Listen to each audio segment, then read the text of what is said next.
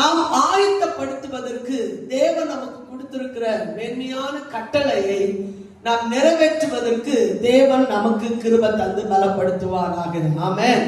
இயேசு கிறிஸ்து இந்த உலகத்துல 3 வருஷம் ஊழியம் செய்து நமக்காக மரித்து 3ஆம் நாள் உயிரோடு எழும்பி 40 நாட்கள் தரிசனமாகி பின்பு பரவேறி போகிற அந்த நேரத்துல வேதத்துல சொல்லப்பட்ட 500 பேருக்கு அதிகமான பேருக்கு அவர் தரிசனமானவர்களுக்கு கடைசியாக சொன்ன ஒரு கட்டளை என்ன அப்படின்னா, நீங்க உலகமெங்கும் போய்.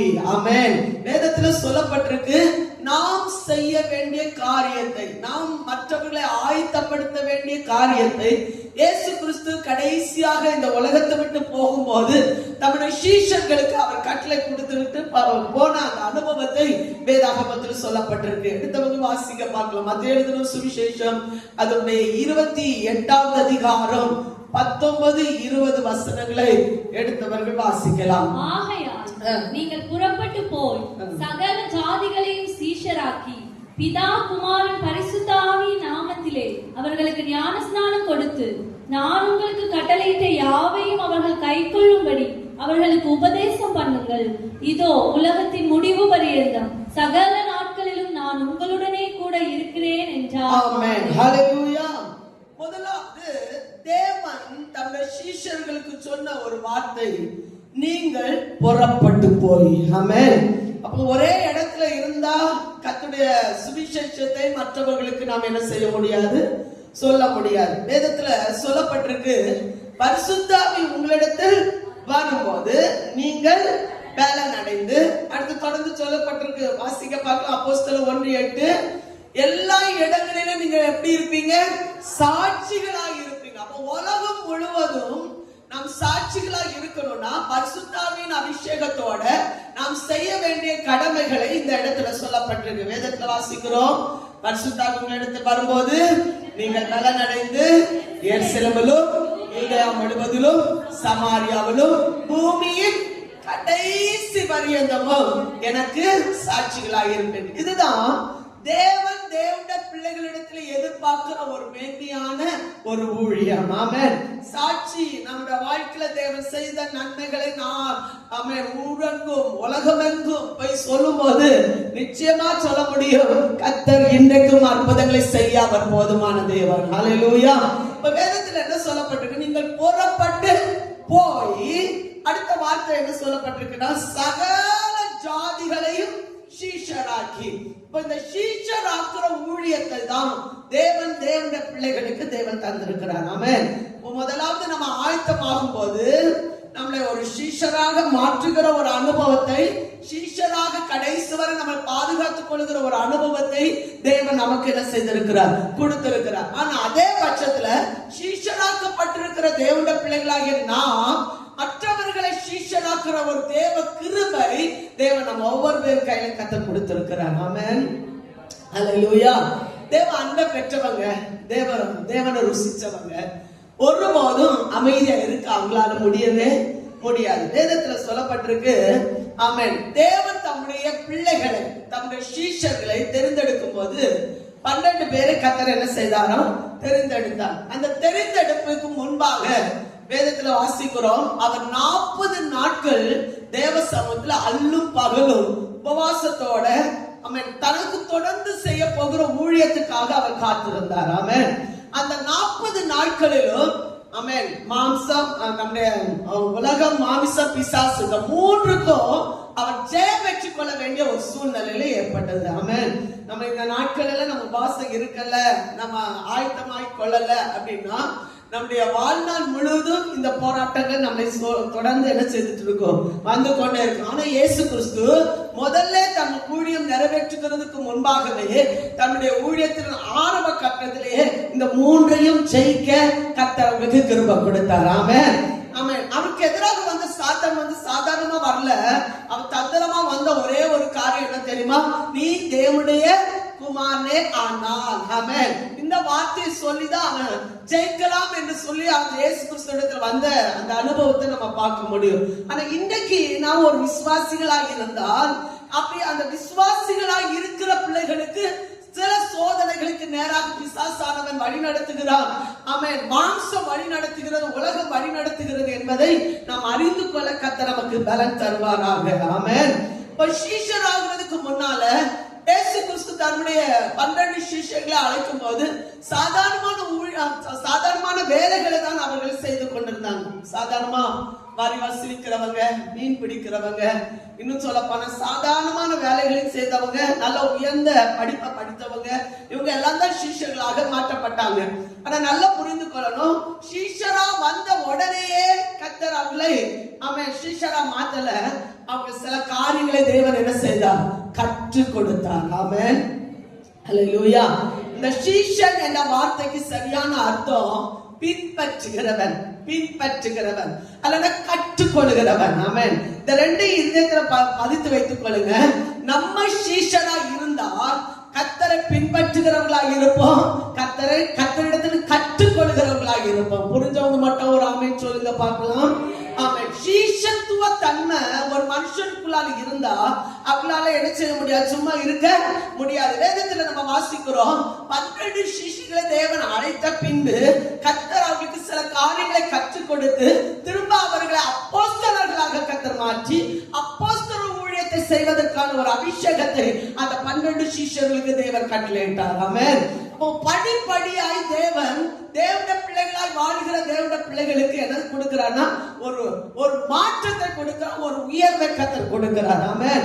ஒரே நிலைமையில இருக்கிறதே தேவன் நம்மிடத்தில் என்ன செய்யல, எதிர்பார்க்கவே இல்ல. ஆமென். ரட்சிக்கப்பட்ட காலத்திலிருந்து இன்னைக்கு வரையிலும் நமக்கு கொடுக்கப்பட்டிருக்கிற நாட்களில நம்ம ஆவிக்குரிய நிலைமையில எந்த நிலைமையில வளர்ந்திருக்கிறோம் என்பதை அறிந்து கொள்ள கர்த்தர் நமக்கு பலன் தருவாராக. ஆமென். இந்த சீஷராக்கி என்ற வார்த்தையை ஒரு சில காரியங்களை கற்றுக்கொள்ள கர்த்தர் நமக்கு பலன் தருவாராக. இயேசு கிறிஸ்து இந்த உலகத்துல இருக்கும்போது சீஷத்துவ தன்மையை அவர் எப்படி வெளிப்படுத்தினார் என்பதை பார்க்கும்போது, ஆமென், 3 வருஷத்துக்குள்ளால, ஆமென், முதல் வருஷத்துல 12 சீஷர்களை அவர் தெரிந்தெடுத்தார். வாசிங்க பார்க்கலாம். மார்க் எழுதின சுவிசேஷம் 3ஆம் அதிகாரம் 14 முதல் 19 வசனத்தை எடுத்தவங்க வாசிங்க பார்க்கலாம். மார்க் எழுதின சுவிசேஷம் 3ஆம் அதிகாரம் 14 முதல் 19 வசனங்கள். அப்பொழுது அவர் 12 பேரை தெரிந்து கொண்டு அவர்கள் தம்மோடு கூட இருக்கவும் பிரசங்கம் பண்ணும்படியாக தாம் அவர்களை அனுப்பவும் வியாதிகளை குணமாக்கி பிசாசுகளை துரத்தும்படி அவர்கள் அதிகாரமுடையவர்களாய் இருக்கவும் அவர்களை ஏற்படுத்தினார்.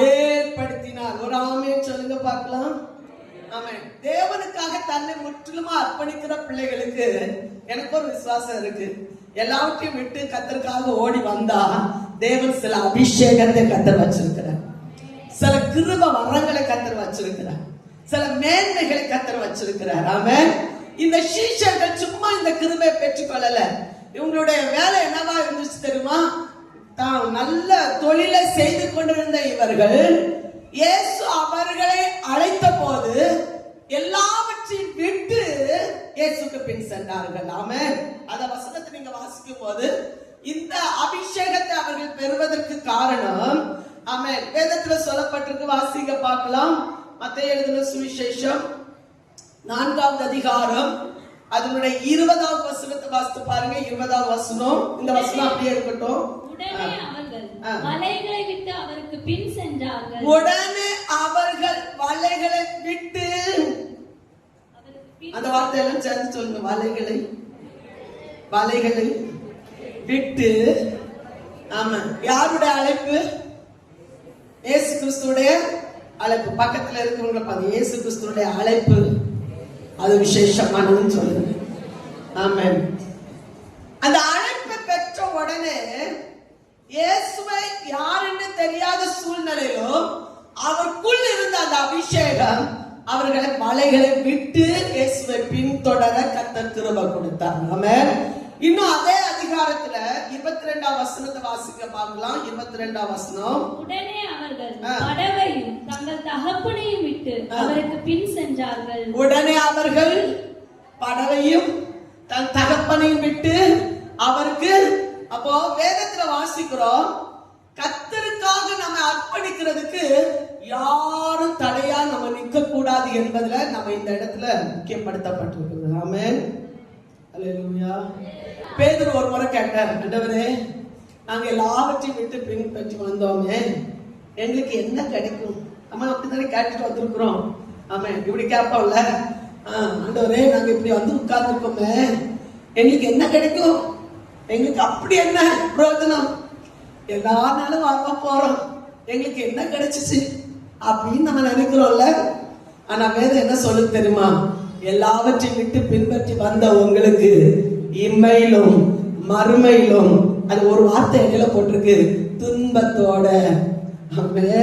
அந்த வார்த்தை விடக்கூடாதுல்ல, துன்பத்தோட 100 தனியா பலன் கிடைக்கும். எத்தனை தனியா பலன் கிடைக்கும்? 100 தனியா பலன் கிடைக்கும். ஆமென். ஒரு முறை கூட சொல்றேன், எல்லாவற்றையும் பின்பற்றி வந்த உங்களுக்கு, ஆமென், இம்மையிலும் மறுமையிலும், எல்லாரும் இருக்கீங்களா? இம்மையிலும் மறுமையிலும் துன்பத்தோட 100 தனையா உங்களுக்கு என்ன கிடைக்கும்? பேலன் கிடைக்கும். ஹல்லேலூயா. அப்போ தேவனுக்காக விட்டு வருகிற பிள்ளைகளுக்கு தேவன் சில ஆசீர்வாதத்தை கொடுக்கிறார். உண்மையா நான் சொல்வேன், ஒருத்தரை நான் இழந்தா எனக்கு 100 பேரை கத்தத்தாங்க. ஆமென், ஆமென் சொல்லலையே. ஆமென், புரியலங்க. ஆமென். ஒரு சகோதரியை இழந்தா 1000 சகோதரிகளை தாங்க. இது உலகம் முழுவதும் அநேக நேசிக்கிற சகோதரிகளை கத்த தந்திருக்கு. ஒரு தாயை இழந்தா 1000 தாய்களை கத்த தருகிறார். நீங்க பொறாமையா இருக்கிறதுல தான் ஒரு ஆமென் சொல்லாம இருக்கீங்க. ஆமென், இதான் உண்மை. பல இடங்களில் இன்னைக்கு நேசிக்கிற பிள்ளைகள் தரதுக்கு காரணம் என்ன தெரியுமா? நம்ம சில காரியங்களை இழந்திருப்போம், சில துன்பங்கள்னால வேதனைப்பட்டிருப்போம். ஆனா வேதம் தெளிவா சொல்லப்பட்டிருக்கு, 100 தனியாய் கர்த்தர் உங்களுக்கு தருவார். ஆமென். பெற்றுக்கொள்கிறவர்கள் பாக்கியவான்கள். அவர்களிடத்துலதான் ஆண்டவர் சொல்றாரு, அவளோடு கூட இருக்கவும் பிரசன்னம் பண்ணவும், ஆமென், அவர்கள் வியாதிகளை குணமாக்கவும் பிசாசுகளை துரத்தவும் தேவன் அவர்களுக்கு அதிகாரம் கொடுத்தார். நல்ல கையில தட்டி ஒரு ஆமென் சொல்லுங்க பார்க்கலாம். இப்படிப்பட்ட தேவனுடைய பிள்ளைகள், ஆமென், தேவனுக்காக தியாகம் எடுத்து எதையாவது செய்ய வேண்டும் என்று நினைக்கிற தேவனுடைய பிள்ளைகளுடைய வாழ்க்கையில கர்த்தர் நிறைவை கொடுக்கிறது மாத்திரமல்ல, அவங்க மேல ஒரு அபிஷேகத்தோடு கர்த்தர் அனுப்புகிறார். வெறுமையா கர்த்தர் அனுப்பல, அபிஷேகத்தோடு கர்த்தர் அனுப்புகிறார். விசுவாசிக்கிறவங்க ஆமென் சொல்லுங்க. அவங்க ஜெபிக்கும் போது வியாதி சுகமாகும், அவங்க ஜெபிக்கும் போது பிசாசு ஓடும், அவங்க ஜெபிக்கும் போது கர்த்தர் அற்புதங்களை கர்த்தர் செய்கிறார். அவங்க பிரசன்னம் பண்ணும்போது கர்த்தருடைய மகிமை பிரசன்னத்தோட கர்த்தர் அவங்களை நிரப்புகிறார். விசுவாசிக்கிறவங்க நல்ல கையில தட்டி ஆமென் சொல்லுங்க பார்க்கலாம். இன்றைக்கு அந்த அபிஷேகத்தின் வல்லமை இந்த சபையின் மேலும், கேட்கிற ஒவ்வொரு பிள்ளைகள் மேலும் அது ஊற்றப்படுவதாக.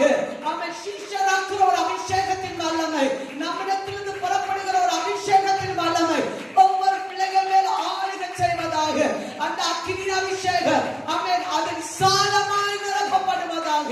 ஒருவரிடத்திலிருந்து அநேகருக்கு அது பகிர்ந்து போவதாக. ஹல்லேலூயா. சத்தத்தை வேறட்டும். ஹல்லேலூயா. இயேசு கிறிஸ்து 12 சிஷ்யரோட நிக்கல. ஆமென். திரும்ப அதை பெருக்கி 70 சிஷ்யர்களா கர்த்தர் மாற்றினார். ஆமென். எத்தனை சிஷ்யர்களா மாற்றினார்? 70 சிஷ்யர்களா. அந்த வசனத்தை எடுத்தவங்க வாசிங்க பார்க்கலாம். லூக்கா எழுதின சுவிசேஷம் 10வது அதிகாரம் அதுல 1வது வசனத்தை எடுத்தவங்க வாசிங்க. இவைகளுக்கு பின்பு கர்த்தர் வேற 70 பேரை நியமித்து நாம் போகும் சகல பட்டணங்களுக்கும் இடங்களுக்கும் அவர்களை தமக்கு முன்னே 2 பேராக எப்படி 2 பேராய் அனுப்பினார். ஆமென். 70 பேரை எப்படி அனுப்பினார்? 2 பேரா. இதே அபிஷேகத்தை கொடுத்துதான் அனுப்பினார். நீங்க போங்க, கையில எதையும் எடுத்துட்டு போகணும்னு அவசியம் இல்ல, உங்களுக்காக நான் ஆயத்தமாக்கி வச்சிருக்கிறேன், போங்க, கர்த்தர் உங்களுக்காக பலன் தருவார். ஹல்லேலூயா. அவங்க 2 பேரா போனாங்க. வேதத்துல வாசிக்கிறோம், அவங்க போனாங்க. அத்தனை பேர் மேலும் அந்த அபிஷேகத்தோடு போன போது வியாதி சுகமானது, பிசாசு ஓடுனது, அற்புதங்கள் நடந்தது. அவங்க திரும்பி வரும்போது சந்தோஷத்தோட திரும்பி வந்து சொன்ன ஒரு வார்த்தை என்ன தெரியுமா? இயேசுவே, நாங்க சொன்னோம், பிசாசு ஓடிச்சு. அப்படி மகிழ்ச்சியோடு வந்து சொல்லும் போது அவங்க சொன்ன ஒரு வார்த்தை நம்ம ஞாபகத்துல வைத்துக் கொள்ள வேண்டும். ஹல்லேலூயா. என்ன சொன்னா தெரியுமா?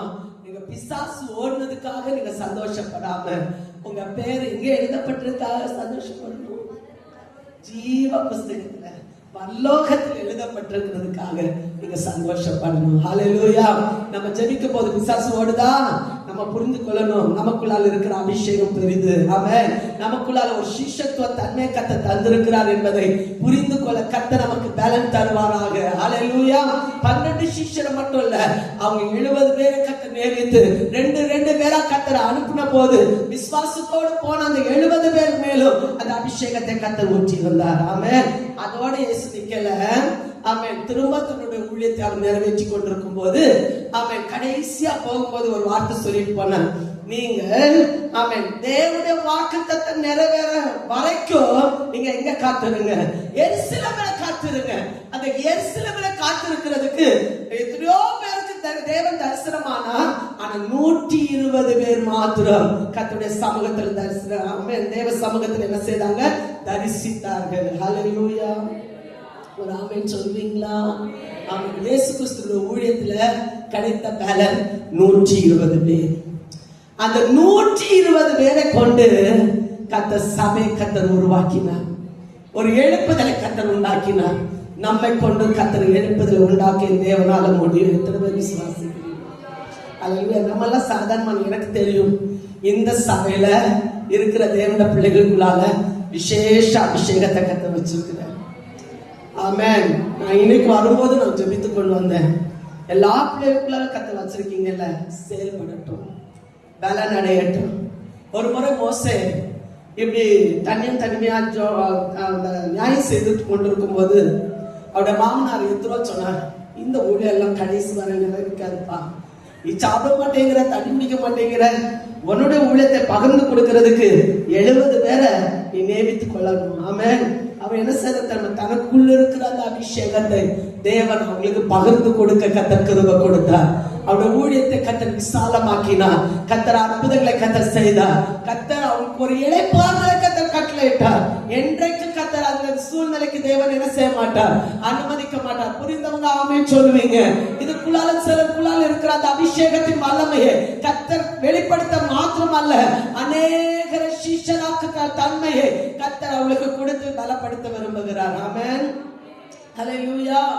இயேசு ஊழியம் செய்த போது எல்லாரிடத்திலும் ஒண்ணு போல அவர் நடக்கல. ஆமென். எல்லா வித்தியாசமான சீஷர்களை அவர் சந்திக்க வேண்டியது இருந்துச்சு. வேதத்துல நம்ம வாசிக்கிறோம். ஆமென். நிக்கோதேமை தனியா சந்தித்தார். அவர் போதகர் என்ற ஒரு முறையில அவருடைய ஆழமான சத்தியங்களை அவருக்கு என்ன செய்தார்? சொல்லிக் கொடுத்தார். நீ இந்த போதக ஊழியத்தை செய்திருக்கிற நீ ஆவினாலும் ஜலத்தினாலும் பிரவாவிட்டால், மறுபடியும் பிறக்காவிட்டால் தேவனுடைய ராஜ்யத்துக்குள் நீ என்ன செய்ய முடியாது? பிரவேசிக்க முடியாது. இது ஒரு போதகனுக்கு சொல்லப்பட்ட ஒரு ஊழியம். நீங்க சமாரிய ஸ்திரியை நீங்க பாருங்க. சமாரிய ஸ்திரியிடத்துல அவர் சந்திக்கப்படும் போது அவருக்கு யூதனா இருக்க என்னிடத்துல நீ தண்ணி கேட்கலாமா அப்படின்னு கேட்கும் போது, ஆமென், நீ கேட்கிற யார் என்பதை நீ அறிந்து கொண்டாயானால் நீயே அவரிடத்துல என்ன செய்திருப்ப? கேட்டிருப்ப. ஆமென். அப்ப அவன் ஒரு வார்த்தை சொல்றான், ஆண்டவரே, நான் இந்த இடத்துல வராம இருக்கிறதுக்கு எனக்கு அந்த ஜீவ தண்ணீரை எனக்கு என்ன செய்யுங்க தாங்க. கேட்ட போது அவருடைய வாழ்க்கையை கர்த்தர் மாற்றினது மட்டும் இல்ல, அவள் மூலம் ஆமென் அந்த சமாரியாவிலே ஒரு எழுப்புதல் வர்றதுக்கு ஒரு காரணமா மாறிடுச்சு. ஹல்லேலூயா. அதே போல ஒரே சகோதரன் ஒரு லேகியோ பிசாசு பிடிச்சவன கர்த்தர் சந்திக்க போனார். சமாரிய ஸ்திரீயிடத்துல நடந்தது போல அவன்கிட்ட நடக்கல. அவன் கரையேறி போகும்போதே பிசாசு அவரை கட்டி இருக்கிற அத்தனை பிசாசுகளை அவன் முதல்ல கடிந்து கொண்டு ஆமென் அந்த பிசாசை ஜெயிக்க கர்த்தர் அவனுக்கு கிருபை கொடுக்கிறார். ஆமென். அது மட்டும் இல்ல, அந்த பிசாசுகள் அலறி அடித்து அந்த பன்னி கூட்டத்துக்கு போகும்போது அந்த தேசத்துக்கே ஒரு விடுதலை வருவதற்கு ஆமென் அந்த மகன் காரணமாக இருந்தார். எத்தனை பேர் ஆமென் சொல்றீங்க? ஜீவனோட சொல்லுங்க. ஹல்லேலூயா. ஒருவருக்குள்ள ஒரு மாற்றம் வந்துச்சுன்னா, ஒருவருக்குள்ள ஒரு விடுதலை வந்துச்சுன்னா, அத்தனை பேருக்குள்ள விடுதலை என்பதை நாம் அறிந்து கொள்ள கர்த்தர் நமக்கு கிருபை தருகிறார். ஆமென். ஒரு கானானிய ஸ்திரீ வந்தார். கானானிய ஸ்திரீ இடத்துல இயேசு கிறிஸ்து நடந்து கொண்ட விதம் எப்படி இருந்துச்சு தெரியுமா? ஆமென். எல்லாரும் போல வாலண்டரியா போய் அந்த அன்பை செலுத்தல.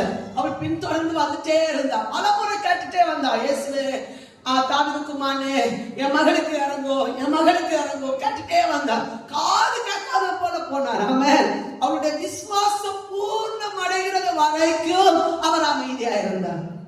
அல்லேலூயா.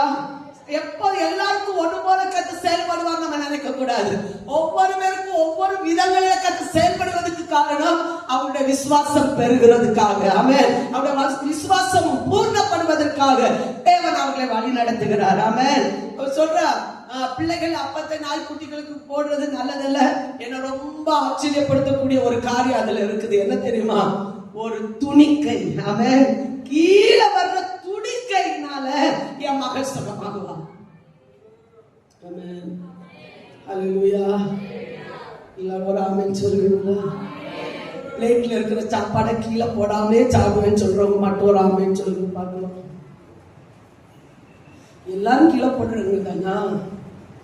ஆமென். நீங்க அமைதியா இருக்கிறதுனால நீங்க கீழே போட்டு சாப்பிடுவீங்க அப்படின்னு கூட தெரியுது. ஆமென்.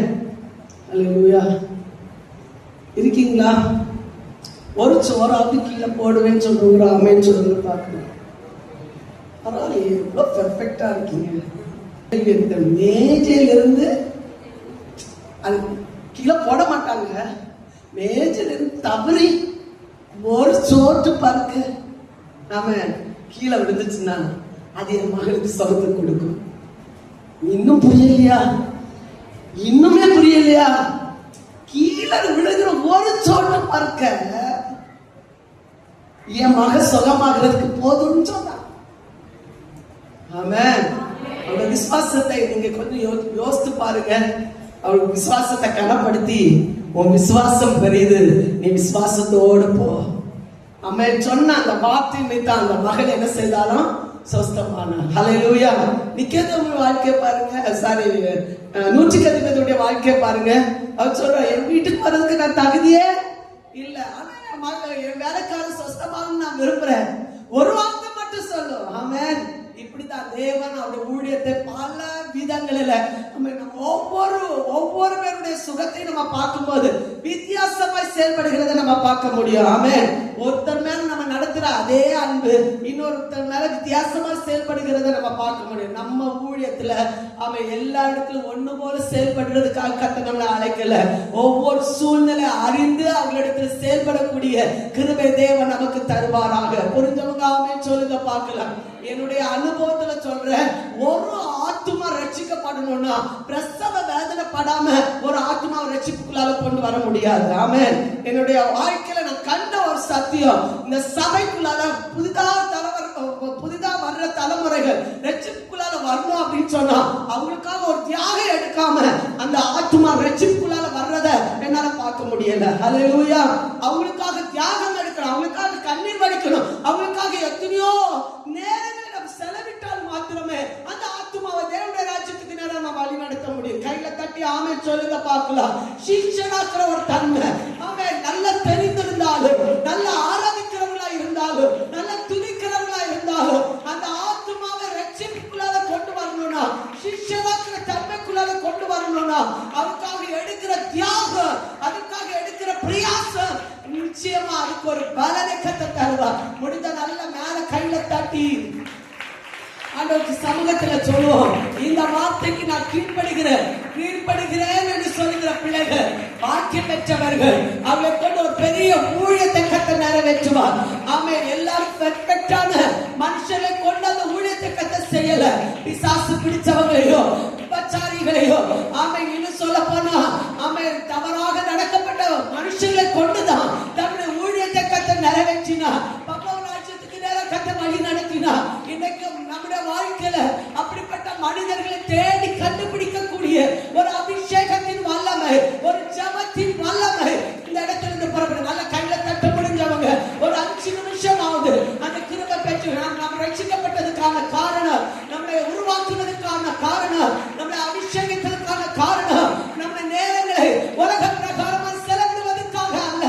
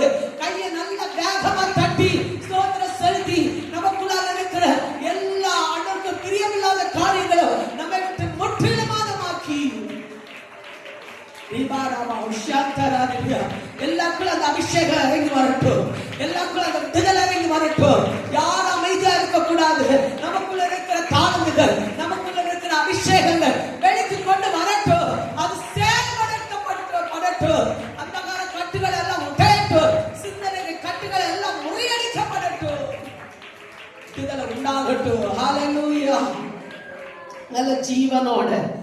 ஆமென். ஹalleluya. ஆமென். இயேசு கிறிஸ்துவோட ஊழியத்துல 120 பேர் கொண்டு கர்த்தர் உருவாக்கினார். ஆமென்.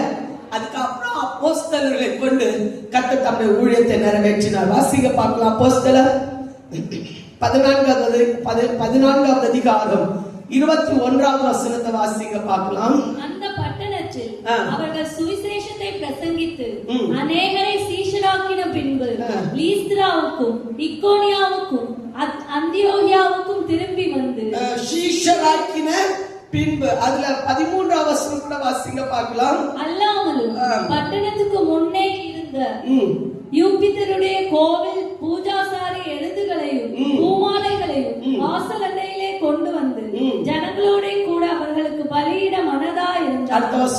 அப்போஸ்தலராகிய பர்னபாவும் பவுலும் அதை கேட்ட பொழுது தங்கள் வஸ்திரங்களை கிழித்துக் கொண்டு கூட்டத்துக்குள்ளே ஓடி உரத்த சத்தமாய், மனுஷரே, ஏன் இப்படி செய்கிறீர்கள்? நாங்களும் உங்களைப் போல பாடுள்ள மனுஷர் தானே.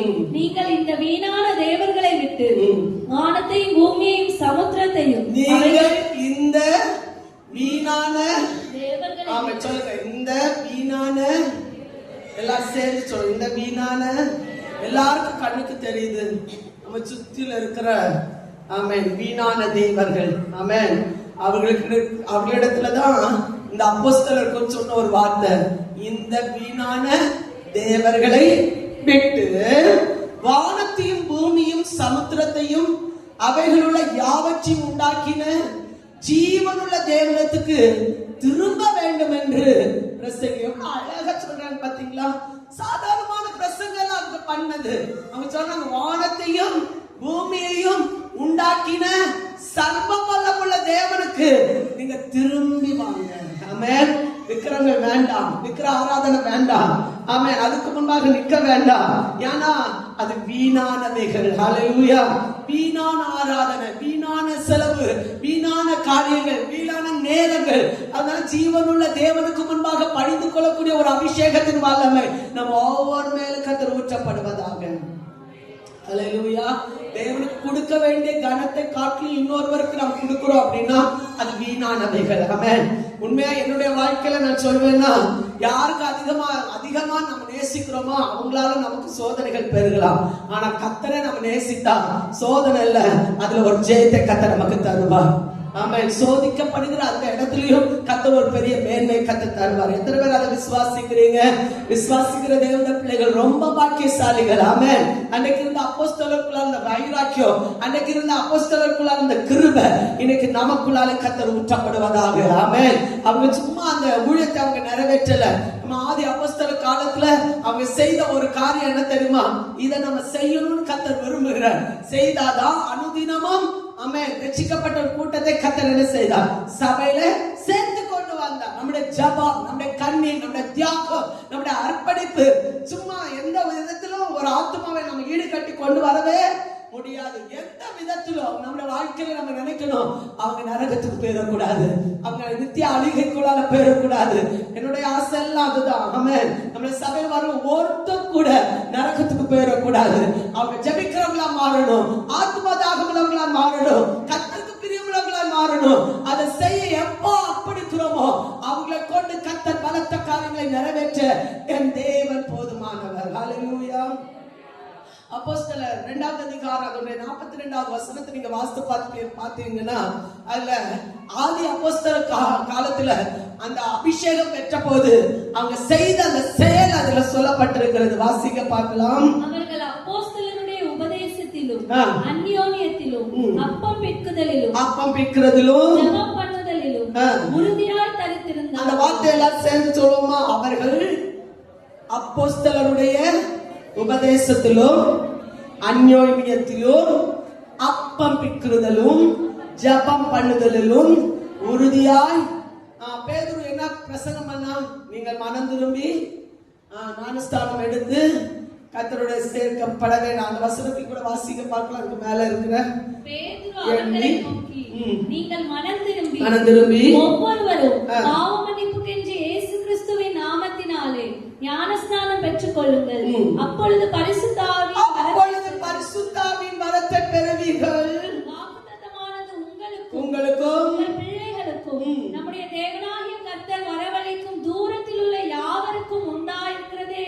சொல்லி இன்னும் அநேக வார்த்தைகளால் இந்த வார்த்தையெல்லாம் சேர்ந்து சொல்லணும். இன்னும் அநேக வார்த்தைகளாலும் சாட்சி கூறி மாறுபாடுள்ள இந்த சந்ததியை விட்டு விலகி உங்களை ரட்சித்துக் கொள்ளுங்கள். ஹல்லேலூயா.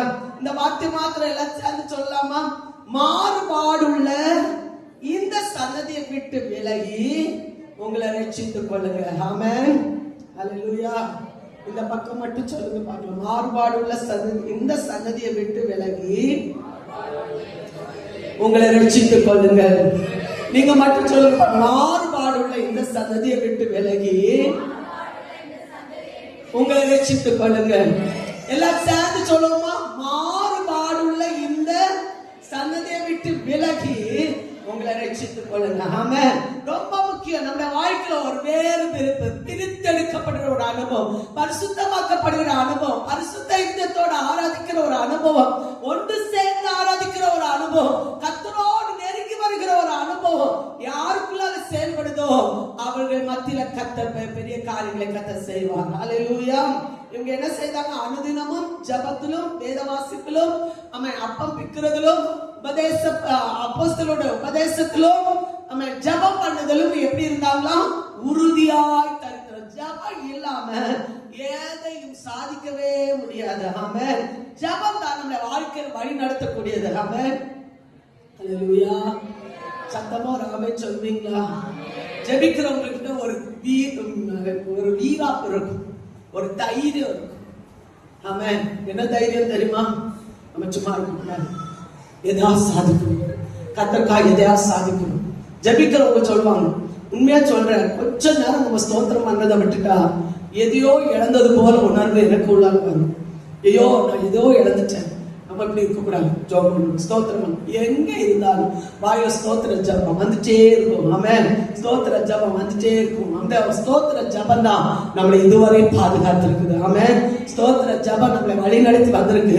ஸ்தோத்திர ஜபம் நம்மளை வாழ்க்கையில மேன்மை பண்ண அந்நிய பாஷையோட கர்த்தரை துதிக்கிற துதி எப்போது ஜபத்துல தனித்திருக்கிற ஒரு அனுபவம் ஒரு பிள்ளைக்குள்ளால இருக்கும். ஆனோதினாமும் சிலவே சுமந்து கொண்டு போகிறவங்க அவர்கள் தான் தேவனுக்கு சிஷ்யரா இருக்க முடியும். ஹல்லேலூயா. அந்த வசனத்தை எடுத்து வாசிங்க. ஆமென். லூக்கா எழுதின சுவிசேஷம் 9வது அதிகாரம் அதோட 23வது வசனத்தை வாசிங்க பார்க்கலாம்.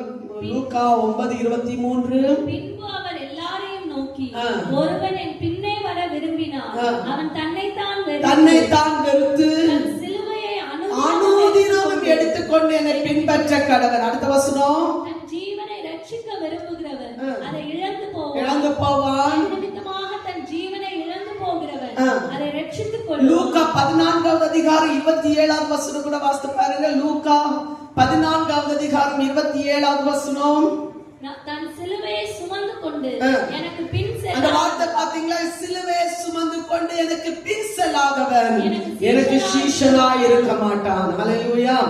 சீஷத்துவ தன்மையில ஒரு மனுஷன் சீஷனா இருக்கணும்னு விரும்பினா அவனுக்கு தேவன் கொடுத்திருக்கிற ஒரு சிலுவை. ஆமென். கர்த்தரை பின்பற்றுதல், அவரை கற்றுக்கொள்ளுதல். ஆமென்.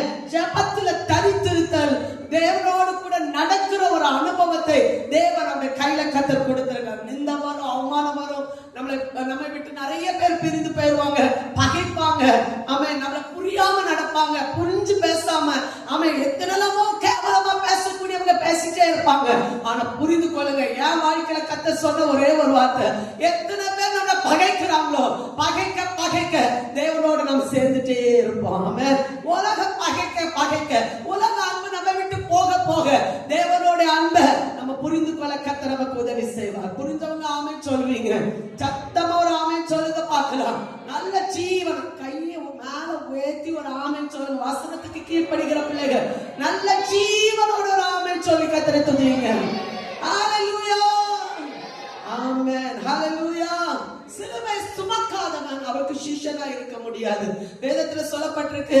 யோவான் எழுதின சுவிசேஷம் அதனுடைய 8வது அதிகாரம் 31வது வசனத்துல, ஆமென், அவருடைய உபதேசத்தில் நிலை நிற்கிறவர் அவருக்கு சீஷனா இருக்க முடியும். வாசிக்க பார்க்கலாம். இயேசு தம்மை விசுவாசித்த யூதர்களை நோக்கி, நீங்கள் என் உபதேசத்தில் நிலைத்திருந்தால் மெய்யாகவே என் சீஷராய். ஆமென். விசுவாசித்த யூதர்களை நோக்கி நீங்கள் என் உபதேசத்தில் நிலைத்திருந்தால் மெய்யாகவே என் சீஷராயிருப்பீர்கள்.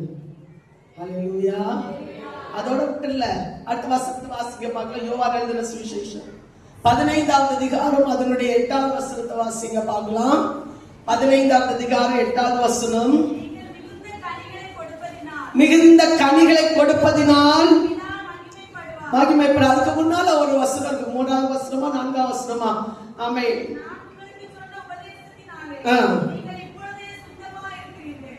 7வது வசனமாமா? 7வது வசனம் வாசிங்க. எனிலும் நிலைத்திருந்தால் அது உங்களுக்கு கொடுக்கப்படும். அதுல ஒரு வசனம், என்னால அன்றி உங்களால் ஒன்றும் செய்ய முடியாது.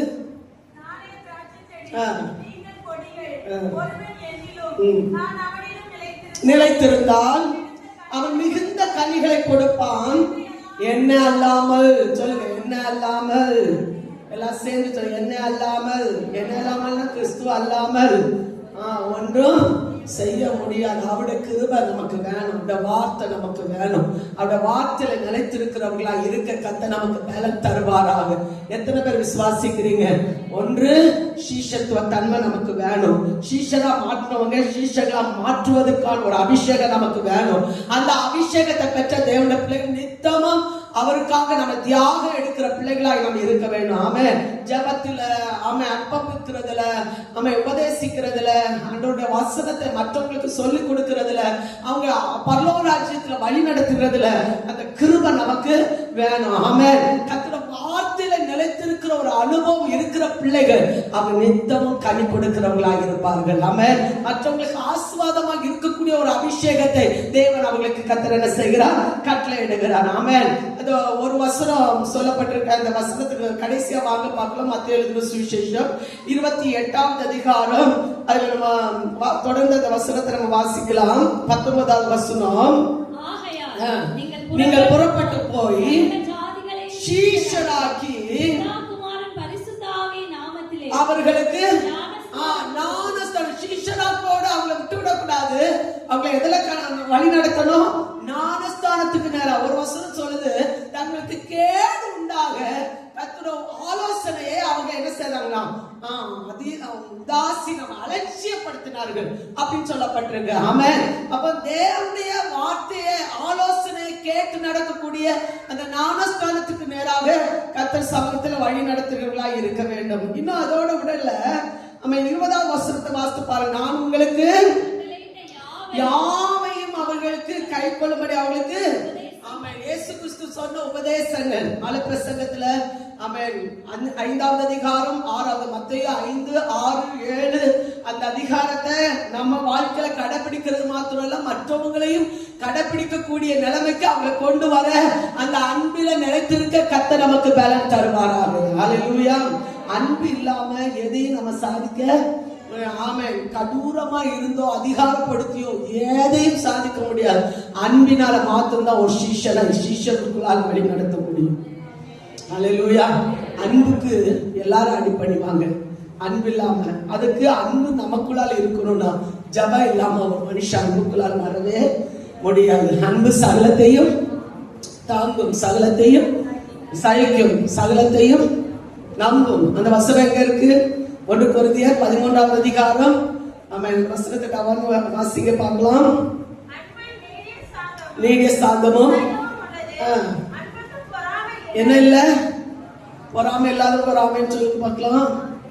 ஆமென். இதுக்கு அர்த்தம் என்ன?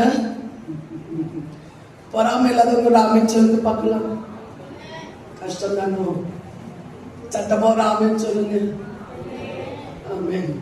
வராது, பொறாமை இல்லை. அடுத்து, தன்னை என்ன செய்யாது? இருமாப்பா இராது. அயோக்கியமான, யோக்கியத்துக்கு மாறா எது என்ன செய்யாது? செய்யாது. தற்பொழுவை நாடாது, சினம் அடையாது, தீங்கு நினையாது, சத்தியத்தில் சந்தோஷப்படும். இதெல்லாம் சேர்ந்து சொல்லுமா? சகலத்தையும் தாங்கும், சகலத்தையும் விசுவாசிக்கும், சகலத்தையும் நம்பும், சகலத்தையும். உங்களுக்குள்ளால என்ன இருக்கும் தெரியுமா? கர்த்தர் பார்த்துக் கொள்வார். இந்த எண்ணம் இருக்கவங்க எதையும் கண்டிடவே மாட்டாங்க. ஆமென். அவங்களுக்கு தான் உபத்திரம் அதிகமா இருக்கும், சோதனை அதிகமா இருக்கும். ஹல்லேலூயா. கஷ்டம் அதிகமா இருக்கும். நம்ம அமைதியா போக போக, யார்ட்டையும் பேசாம அமைதியா போவோம், கத்த பார்த்துக்கலாம் சொல்லிட்டு போவோம். பாத்தீங்களா, சோதனை அதிகமாகும். சகிக்க வேண்டிய தன்மை நிறைய வர வேண்டியது இருக்கும். ஆமென். ஆமென். புரிந்தவங்க ஆமென் சொல்லுங்கப்பா. ஆமென். ஹல்லேலூயா. ஏன்னா வருகிற சோதனைகள் எல்லாம் நம்ம தாண்டி நிக்கணும்னா அது யாரை கொண்டு வரணும் தெரியுமா? ரொம்ப நேசிக்கிறவங்களை கொண்டுதான் இந்த சோதனை வரணும். அதனாலதான் நம்மளால தாக்கு பிடிச்சு நிக்க முடியாது. ஆமென். சில நேரங்களில் சாதாரணமான ஆட்கள் வந்து ஏதாவது சொன்னாங்கன்னா நம்ம அதை கண்டுடுறது இல்லை. ஆனா ரொம்ப நேசிக்கிறோம் பாத்தீங்களா, அந்த நேசிக்கிற நபர்கள் வந்து ஏதாவது ஒரு வார்த்தை சொல்லிட்டான்னா நம்ம வந்து அப்படியே அப்செட் ஆகணும்னு சொல்லிட்டு யாருக்கு தெரியும்? சாத்தானுக்கு தெரியும். ஒரு தந்திரத்துல பயங்கர தந்திரம் அதுதான். ஏன்னா ரொம்ப நேசிக்கிறவங்க நம்ம ரொம்ப அலட்சியப்படுத்தவோ ஏதாவது சொல்லவோ செய்துட்டாங்கன்னா நம்ம அப்படியே தலைகீழா போயிடுவோம் என்பதனால அவன் நேசிக்கிறவங்களை வச்சுதான் அவன் அனுமதிக்கணும். தேவனுடைய அனுமதியோட வந்து நம்மிடத்துல என்ன செய்வான்? சோதிக்க வருவான். அப்படி வரும்போது நம் ஜெயிக்கிறவர்களா இருக்க கர்த்தர் நமக்கு பலன் தருவாராக. ஹல்லேலூயா. சகிக்கிறவர்களா இருக்க கர்த்தர் நமக்கு பலன் தருவாராக. விசுவாசிக்கிறவங்க ஆமென் சொல்லுங்க பார்க்கலாம். ஜெபம், விசுவாசம், அன்பு, நீடிய பொறுமை, தயவு, இதெல்லாம் நமக்குள்ளால வெளிப்பட கர்த்தர் நமக்கு பலன் தரட்டும். யாரும் அமைதியா இருக்கிறதுக்காக தேவன் முன்கூட்டியே நம்ம அழைக்கல. நம்ம ஆயத்தப்படுத்தி கொள்ள, மற்றவர்களை ஆயத்தமாக்க கொள்ள கர்த்தர் ஒரு அபிஷேகத்தை கர்த்தர் நமக்கு தருவாராக. ஹல்லேலூயா. கட்டளையிட்ட யாவே அவங்களுக்கு கை கொள்ளும்படி அவங்களுக்கு உபதேசம் பண்ணுங்க. இதோ உலகத்தின் முடிவு பரியந்தமும் சகல நாட்களிலும் நான் உங்களோடு கூட இருக்கிறேன். ஹல்லேலூயா. கர்த்தர் கூட இல்லைன்னா இந்த ஊழியத்தை நம்மளால நிறைவேற்ற முடியாது. ஆமென். கர்த்தர் அந்த சிஷ்யத்துவ தன்மையை மற்றவங்களுக்கு நம்ம செய்யறது மட்டும் இல்ல, நிறைய தியாகம் எடுக்க வேண்டும். இந்த சிஷ்யத்துவ தன்மையில நம்ம சும்மா இருக்கிறவங்களுக்கு பிரச்சனையே வராது, நம்ம எதுவுமே வராது. ஆனா நீங்க செய்ய ஆரம்பிக்கிறீங்களா, முழங்கால் போட ஆரம்பிக்கிறீங்களா, மற்றவங்களை சுவிசேஷம் சொல்ல ஆரம்பிக்கிறீங்களா, மற்றவங்களை கிறிஸ்துவனை வழிநடத்த ஆரம்பிக்கிறீங்களா, உங்களுக்கு அதிக சோதனைகள் வர்றதுக்கு வாய்ப்புகள் அதிகம் இருக்குது. ஆமென். அதை தாண்டக்கூடிய ஒரு கிருபை தேவ சமூகத்தில் பெற்றுக்கொள்ள கர்த்தர் நமக்கு பலன் தருவாராக. எத்தனை பேர் அதை ஒப்புக்கொள்ள விரும்புகிறீங்க? இருந்த இடத்துல